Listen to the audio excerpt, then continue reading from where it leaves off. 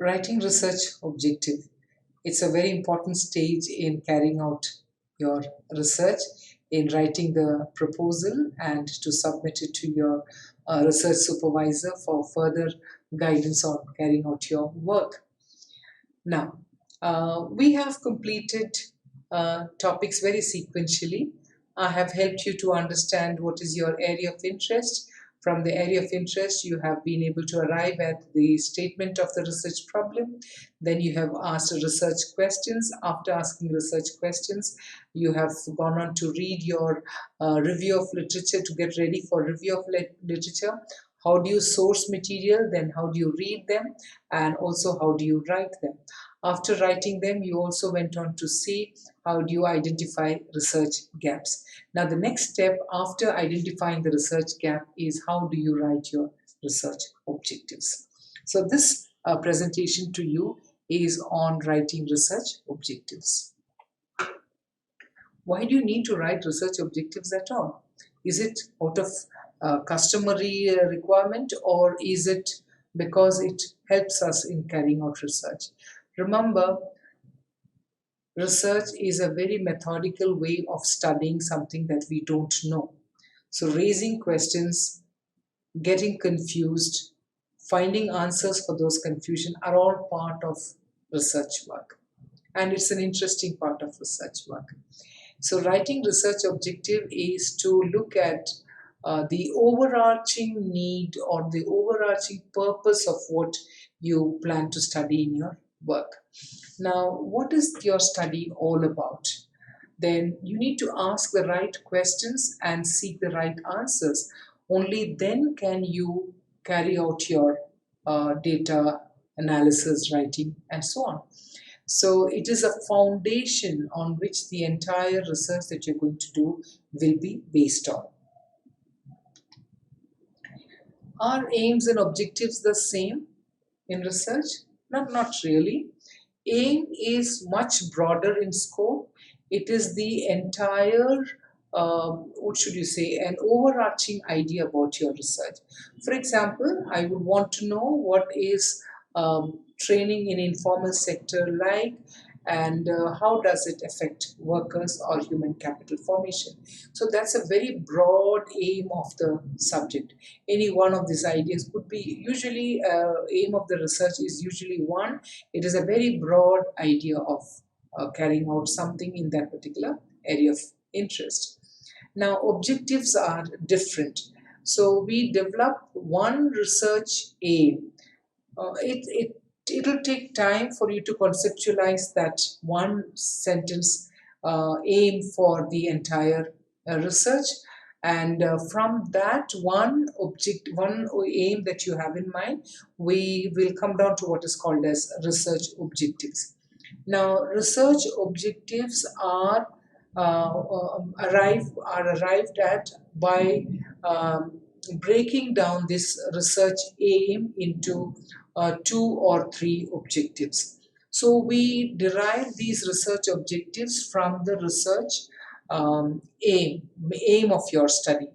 And each of these research objective will be summarized to attend to one specific issue. So once you have arrived at objectives from the aim, that general objective will be explained in terms of specific objectives. And there could be different dimensions of that objective that you want to study. All put together will become your research objective. So maybe you want to test a theory, maybe you want to try out a new empirical setting, maybe you want to use a new data set or create a new data set. Any of these things, depending upon your subject, depending upon the topic that you have taken, any of these things could be, or many more could be, your research objectives. Now, the question is, how do we develop research objectives? Let me tell you this. Once your research objectives are clear, you will find that the next stages of research again becomes much smoother. So research is something like chain. All these are linked. So if you start from one, it should lead you to the other. Now you have understood the research questions. So from research questions, you have arrived at your research gap after reading literature. Now, this will allow you to help the research objectives.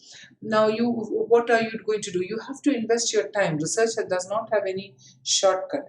It requires time and it requires effort. It requires concentration. It requires numerous pages of writing, or on your computer if you're working, numerous types of writing that you will be doing. So when you are thinking about research objective, these research objectives should get articulated very well in your mind. You should be able to think about it so much that it becomes like a very simple sentence to you. The whole subject appears to be very simple when you arrive at the research objective. And these to arrive at these research objective, it is important now to identify your dependent and independent variables.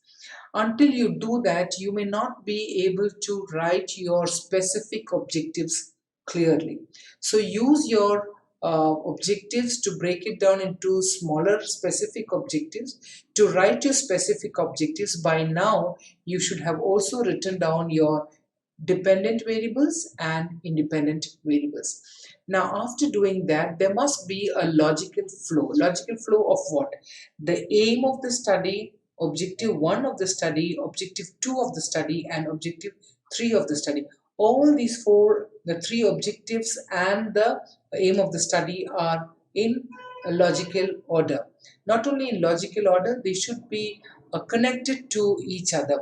So only when they are connected to the larger aim, the larger purpose of your research, will these objectives become meaningful.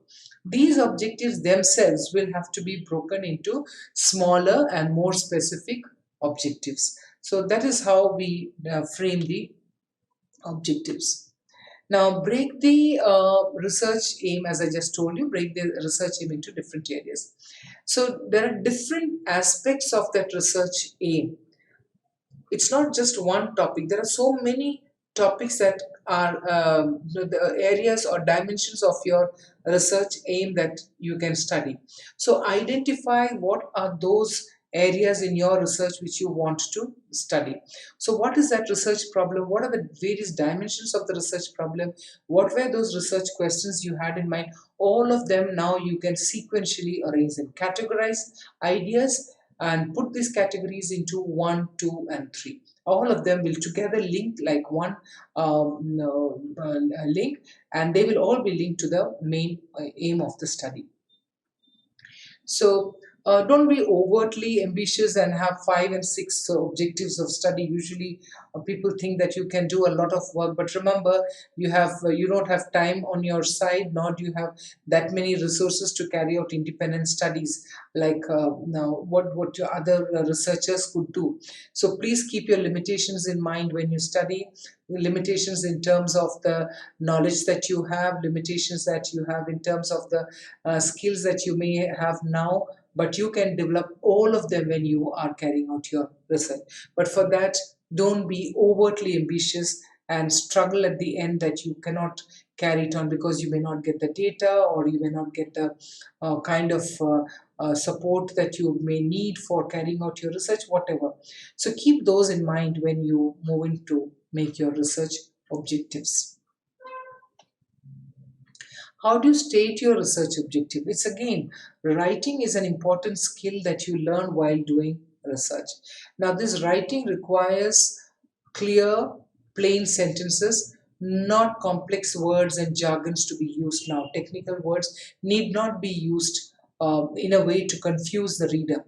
Simple way, even when you are using the technical terms, use it in such a way that the words, the meaning of those words become clear when you write the objectives.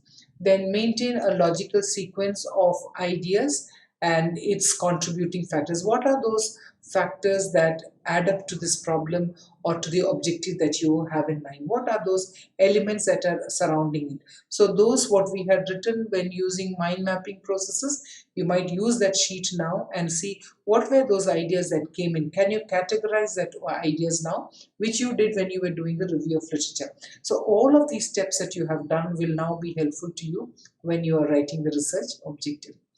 And One of the thing is that this research objectives must be achievable and realistic.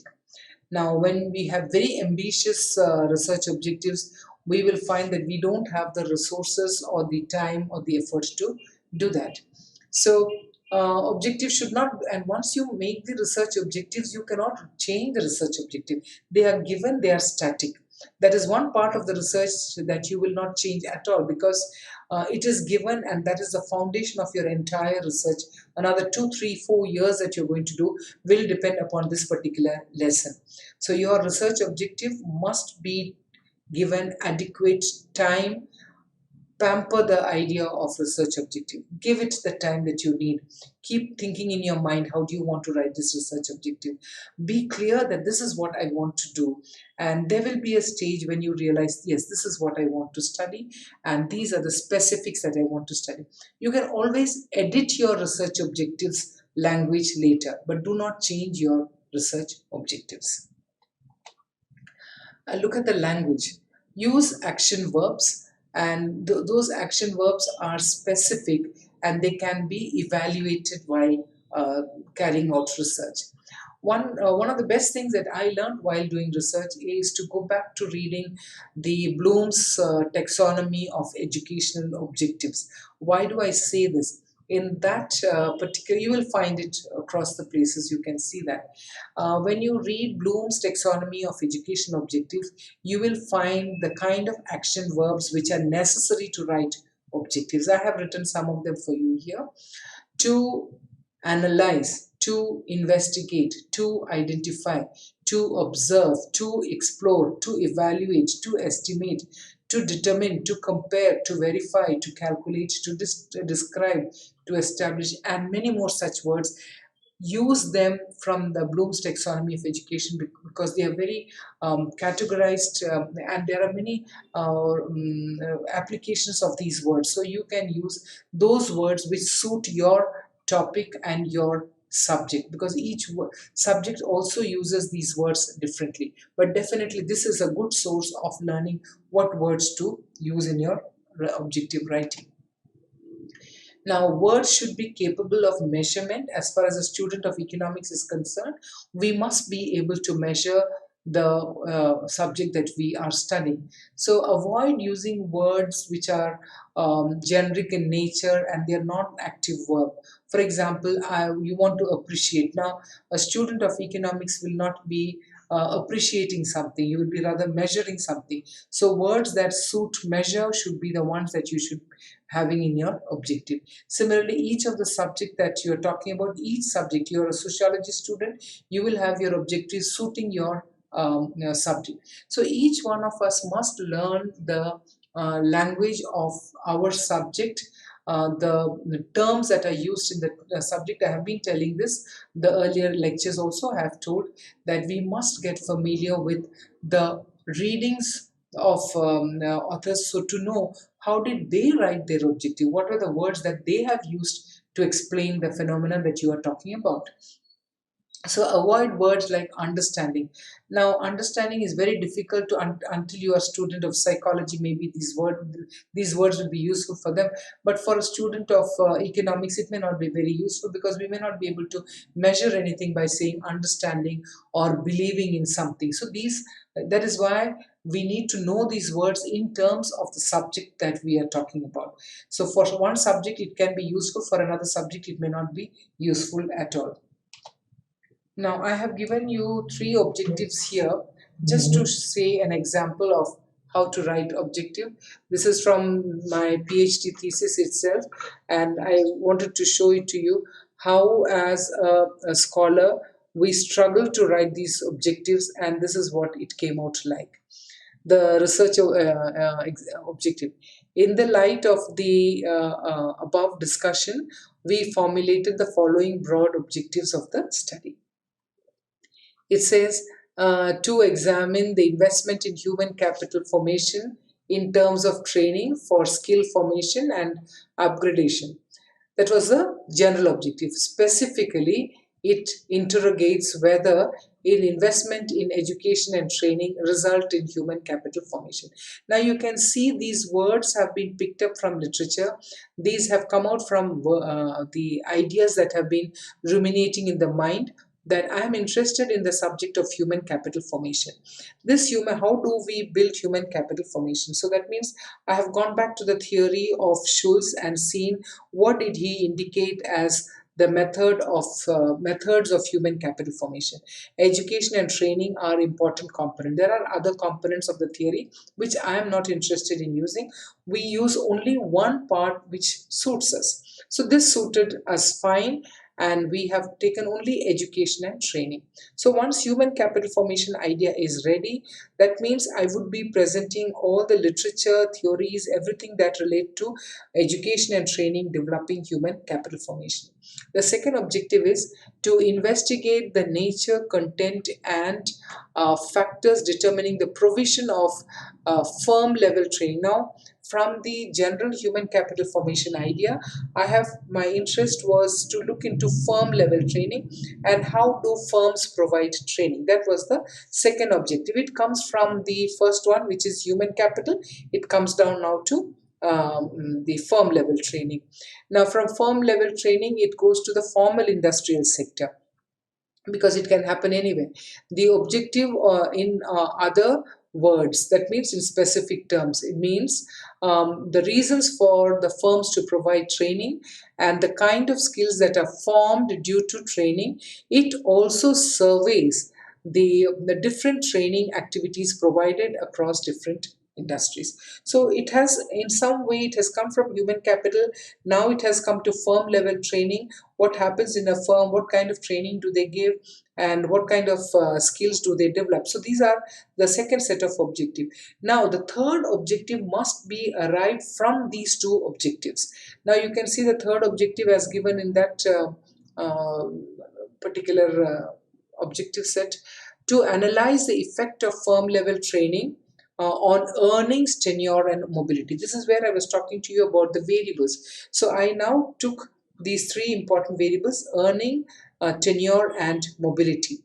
So these, from literature, it showed that when firms provide training, it affects earning of individuals, it affects tenure of employees, and it affects the mobility of workers. So keeping these three things in mind, the third objective itself has focused on the effect of training on earnings, tenure, and on mobility.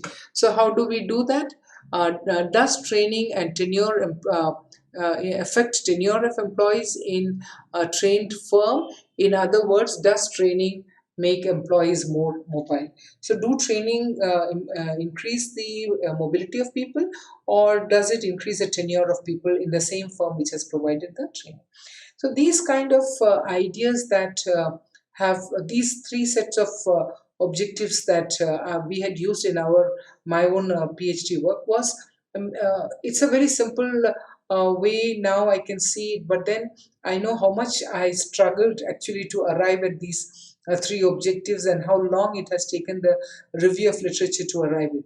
So there is no shortcut in research is what I have learned, and I tell students, please spend time. You have dedicated yourself to research, so spend the time that is needed. Go step by step. You will not have difficulty with research. Research involves a lot of skill. Of course, it uses your mental abilities, but at the same time, the skills of reading, writing, also skills of managing your resources, how well you're able to manage your time and your resources, also part of being completing your research on time, so without wasting time. So thank you very much.